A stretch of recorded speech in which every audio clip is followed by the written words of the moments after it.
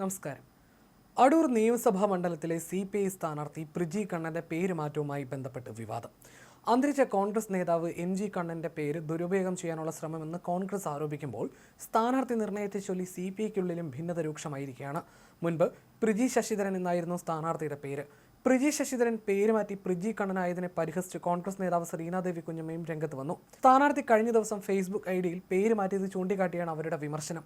അടൂരിന്റെ ജനനേതാവായ MG കണ്ണന്റെ യഥാർത്ഥ ഭാര്യ സജിത കണ്ണനാണെന്നും അദ്ദേഹത്തിന്റെ പേര് രാഷ്ട്രീയമായി ദുരുപയോഗം ചെയ്യാനുള്ള CPIയുടെ തരം താണ ശ്രമം വിലപോവില്ലെന്നും ശ്രീനാദേവി ഫേസ്ബുക്കിൽ കുറിച്ചു.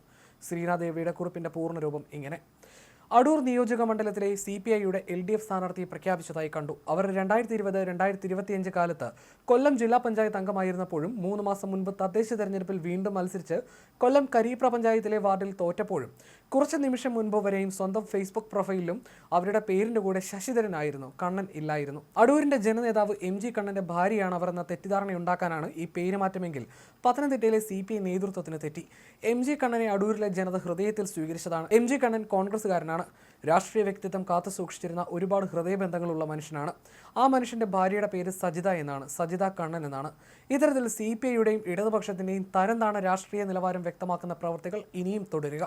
അടൂരിലെ ജനങ്ങൾ, മനുഷ്യർ, രാഷ്ട്രീയ ബോധമുള്ളവർ നിങ്ങളെ വിലയിരുത്തുമെന്നുമാണ് അവരുടെ പോസ്റ്റ്. അതേസമയം പ്രിജി കണ്ണനെ സ്ഥാനാർത്ഥിയാക്കാനുള്ള സംസ്ഥാന നേതൃത്വത്തിന്റെ തീരുമാനത്തിനെതിരെ CPI അടൂർ മണ്ഡല കമ്മിറ്റി അംഗം EK സുരേഷ് പരസ്യമായി രംഗത്ത് വന്നു. സ്ഥാനാർത്ഥിയെ വിജയിപ്പിക്കണമെന്ന് ആഹ്വാനം ചെയ്തുകൊണ്ടുള്ള സംസ്ഥാന കൗൺസിൽ അംഗത്തിന്റെ ഫേസ്ബുക്ക് പോസ്റ്റിന് താഴെയാണ് സുരേഷ് തന്റെ എതിർപ്പ് രേഖപ്പെടുത്തിയത്. കുടിയേറ്റ കർഷകർക്ക് നമോവാഹം എന്നും CPI പത്തനംതിട്ട ജില്ലാ കമ്മിറ്റി കൊല്ലം ജില്ലാ കമ്മിറ്റിയിൽ ചേരുന്നതാണ് നല്ലതെന്നും അദ്ദേഹം കമന്റ് ചെയ്തു. കൊല്ലം മുൻ ജില്ലാ പഞ്ചായത്ത് അംഗമായ പ്രിജിയുടെ പേര് ജില്ലാ നേതൃത്വം നിർദ്ദേശിച്ചിരുന്നില്ല. മണ്ഡലം കമ്മിറ്റി സ്ഥാനാർത്ഥിയായി EK സുരേഷിന്റെ പേര് നിർദ്ദേശിച്ചിരുന്നെങ്കിലും സംസ്ഥാന നേതൃത്വം പ്രിജിയെ സ്ഥാനാർത്ഥിയായി പ്രഖ്യാപിക്കുകയായിരുന്നു. അടൂർ മണ്ഡലത്തിൽ പ്രിജി കണ്ണനായി ചുവരെഴുത്തുകൾ ആരംഭിച്ചിട്ടുണ്ട്. കമ്മ്യൂണിസ്റ്റ് പ്രസ്ഥാനത്തിന് വ്യക്തമായി സ്വാധീനമുള്ള മണ്ഡലം യുവനേതാവിലൂടെ നിലനിർത്താനാണ് CPI ലക്ഷ്യമിടുന്നത്. 2020-2025 കാലയളവിൽ കൊല്ലം ജില്ലാ പഞ്ചായത്തിലെ നെടുമ്പന ഡിവിഷനിൽ നിന്നും 10,848 വോട്ടുകളുടെ ഭൂരിപക്ഷത്തിൽ വിജയിച്ച് പ്രിജി കരുത്ത് തെളിയിച്ചിട്ടുണ്ട്. കേരള സർവകലാശാല സെനറ്റിൽ ജനപ്രതിനിധികളുടെ പ്രതിനിധിയായി തിരഞ്ഞെടുക്കപ്പെട്ടിട്ടുണ്ട്. AISF മുൻ സംസ്ഥാന വൈസ് പ്രസിഡന്റ്, AIYF കൊല്ലം ജില്ലാ എക്സിക്യൂട്ടീവ് അംഗം, CPI നെടുവത്തൂർ മണ്ഡലം കമ്മിറ്റി അംഗം എന്നീ നിലകളിൽ പ്രവർത്തിക്കുകയാണ് പ്രിജി. കൊല്ലം SN കോളേജിൽ നിന്ന് ബിരുദവും SN കോളേജിൽ നിന്ന് ബിരുദാനന്തര ബിരുദവും നേടി. പത്തനാപുരം മൗണ്ട് താവൂർ കോളേജിൽ നിന്ന് BEd പൂർത്തിയാക്കി. പരേതനായ G ശശിധരന്റെയും അനിതയുടെയും മകളാണ്.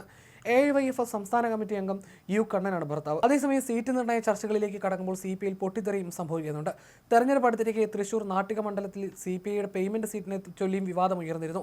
ഗീതാ ഗോപിക്കും പാർട്ടിക്കുമെതിരെ പൊട്ടിത്തെറിച്ച് സിറ്റിംഗ് MLA ആയ CC മുകുന്ദൻ രംഗത്ത് വന്നിരുന്നു.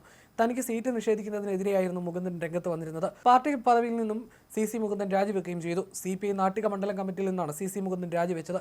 നാട്ടികയിൽ സ്വതന്ത്രനായി മത്സരിക്കുമെന്നാണ് മുകുന്ദൻ അറിയിച്ചത്. ഗീതാ ഗോപിക്ക് പണം പിരിച്ചു നൽകാൻ കഴിവുണ്ടെന്നും മോശം പ്രകടനം ഗീതാ ഗോപിയെ സ്ഥാനാർത്ഥിയാക്കുന്നത് ശരിയല്ലെന്നും CC മുകുന്ദൻ MLA മാധ്യമങ്ങളോട് പ്രതികരിച്ചു. നിലവിലെ MLA CC മുകുന്ദനെ മാറ്റി മുൻ MLA ആയിരുന്ന ഗീതാ ഗോപിയെ മത്സരിപ്പിക്കാൻ CPI തീരുമാനിച്ചിരുന്നു. ഇതിനെതിരെയായിരുന്നു അദ്ദേഹത്തിന്റെ വിമർശനം.